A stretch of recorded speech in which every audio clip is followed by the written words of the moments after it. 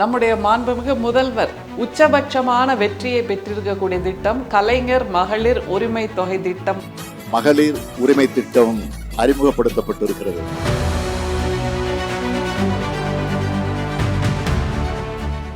அப்ப எல்லாருமே கேள்வி கேட்டாங்க, கேலியும் செய்தார்கள். இந்த பெண்களின் வலிகள் பற்றி நம்முடைய மாண்புமிகு முதல்வர் மிக அழகாக உணர்ந்திருக்கிறார்.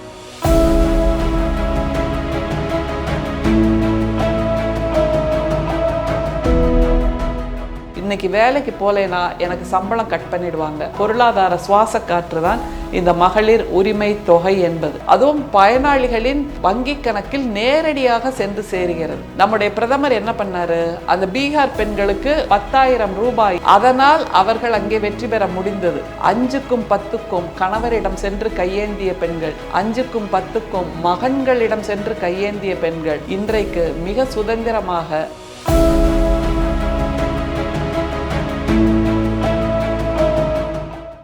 நம்முடைய மாண்புமிகு முதல்வர், திராவிட மாடல் முதல்வர் அவர்கள் அறிமுகப்படுத்திய திட்டங்களில் உச்சபட்சமான வெற்றியை பெற்றிருக்கக்கூடிய திட்டம் கலைஞர் மகளிர் உரிமை தொகை திட்டம் அப்படிங்கிறது நம்ம எல்லாருக்குமே தெரியும். இந்த கலைஞர் மகளிர் உரிமை தொகை திட்டம் என்பது செப்டம்பர் 15, 2023 அன்றைக்கு நம்முடைய மறைந்த முன்னாள் முதல்வர் பேரறிஞர் அண்ணாவின் பிறந்த நாளில் ஆரம்பித்து வைக்கப்பட்டது. இதுல மிக முக்கியமா நம்ம கவனிக்க வேண்டியது, நம்முடைய முதல்வர் இந்த திட்டத்தை துவங்கிய போது என்ன சொன்னார் என்றால், தினசரி கூலி வேலைக்கு போய் அல்லது தினசரி அந்த பிளாட்பாரத்தில் உட்கார்ந்து பூ விற்றோ காய்கறி விற்றோ கீரை விற்றோ தான் குடும்பத்தை கவனித்தாக வேண்டும் என்ற நிலையில் இருக்கக்கூடிய பெண்கள் தினசரி கடலுக்கு போய் கடல் கரைக்கு போய் அங்கே மீன் வாங்கி வந்து விற்றாக வேண்டும் என்ற நிலையில் இருக்கக்கூடிய பெண்கள், அல்லது தினசரி வீட்டு வேலைக்கு சென்று அங்கே கடினமாக உழைத்து தான் சம்பாதிக்க வேண்டும் என்ற நிலையில் இருக்கக்கூடிய பெண்கள், இப்படியான பெண்களுக்கு கொஞ்சம் ஆசுவாசம் கொடுப்பதற்கான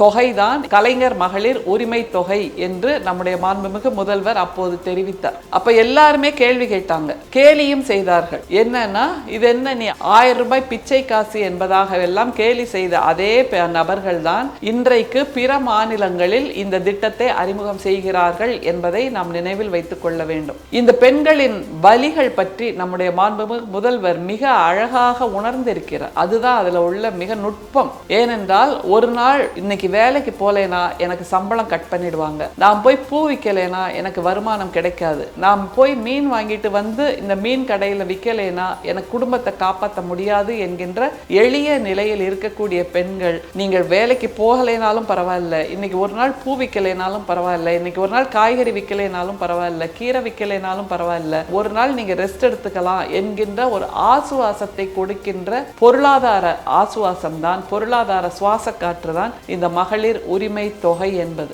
அதுவும் பயனாளிகளின் வங்கி கணக்கில் நேரடியாக சென்று சேருகிறது. அதை பற்றி சொல்லும் போது பெண்கள் என்ன தெரியுமா சொல்றாங்க, எங்களுக்கு இந்த மொபைல்ல உங்க அக்கௌண்ட்ல பணம் வந்துடுச்சுன்னு சொல்கின்ற அந்த குறுஞ்செய்தி வரும்போது ஒரு சத்தம் வரும்ல, அந்த சத்தம் வந்த உடனே எங்களுக்கு அப்பாடா ஆசுவாசமா இருக்கும் அப்படிங்கிறாங்க. அதை தவிர நம்முடைய மாண்புமிகு முதல்வரின் மிக நுணுக்கமான இன்னொரு செயல் என்ன என்றால், பண்டிகைகள் வருகின்றன என்றால் அந்த பண்டிகைகள் வருவதற்கு முன்பாகவே மகளிர் உரிமை தொகையை அவரவர் வங்கி கணக்கில் செலுத்துகின்ற அந்த மாண்பு, அது மிகவும் மகிழ்ச்சியை தரக்கூடியது. ஏனென்றால் அந்த பண்டிகைக்கான செலவை இந்த தொகையின் மூலமாக அந்த பெண்கள் ஈடுகட்டி கொள்கிறார்கள் என்கின்ற அந்த நிலையை உருவாக்கி இருக்கிறார். மிக சமீபத்தில் பீகார் தேர்தலில் நம்முடைய பிரதமர் என்ன பண்ணாரு, அந்த பீகார் பெண்களுக்கு ஒற்றை பணமா ஒரு ஒன் டைம் பேமெண்டாக 10,000 ரூபாயை அவரவர் வங்கி கணக்கில், பெண்களின் வங்கி கணக்கில் சேர்த்தார். அதனால் அவர்கள் அங்கே வெற்றி பெற முடிந்தது. ஆனால் நம்முடைய முதல்வர் என்ன செய்கிறார், மாதா மாதம் 1000 ரூபாய் 2023 துவங்குச்சுன்னா இப்ப 2025 வரைக்கும் கிட்டத்தட்ட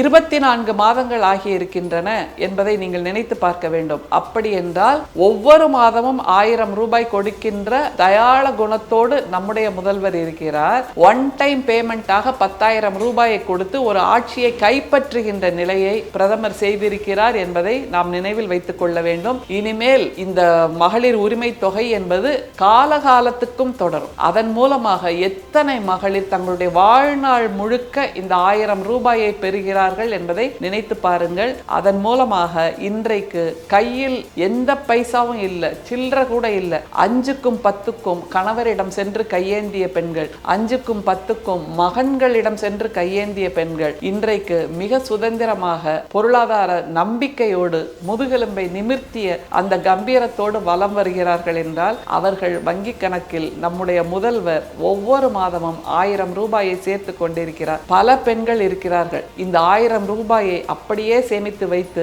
தங்களுடைய வீட்டுக்கான ஏதாவது ஒரு பொருளாக மாற்றுகிறவர்கள். அல்லது மிக சமீபத்தில் கல்வி திருவிழாவில் ஒரு சிறுமி சொன்னால், எனக்கு கிடைக்கக்கூடிய அந்த புதுமை பெண் உதவி திட்டத்தை வைத்து, உதவித்தொகையை வைத்து நான் என்னுடைய அம்மாவுக்கு காதொலி கருவியை வாங்கி கொடுத்தேன் என்று. அப்படியாக தனக்கு வருகின்ற அந்த மகளிர் உரிமை தொகையை வைத்து தன்னுடைய குழந்தைகளுக்கு ஏதாவது மருத்துவ உபகரணங்கள் வாங்கி தருகின்ற அந்த தயாள குணமுள்ள தாய்மார்களையும் நாம் பார்க்கிறோம். அப்படியான நிலையில் தனக்கென்று இல்லை என்றாலும் தன்னுடைய குழந்தைகளுக்காக, ஊட்டச்சத்துக்காக, நல்ல உணவுக்காக, நல்ல உடைக்காக, வீட்டின் வசதிக்காக இந்த 1000 ரூபாயை பயன்படுத்தி சிறு தொழில் செய்து அதில் வெற்றி பெறுகின்ற பெண்களை உருவாக்கி இருப்பதுதான் வெல்லும் தமிழ் பெண்கள் என்கின்ற இந்த நிகழ்ச்சியின் முக்கிய அடையாளம்.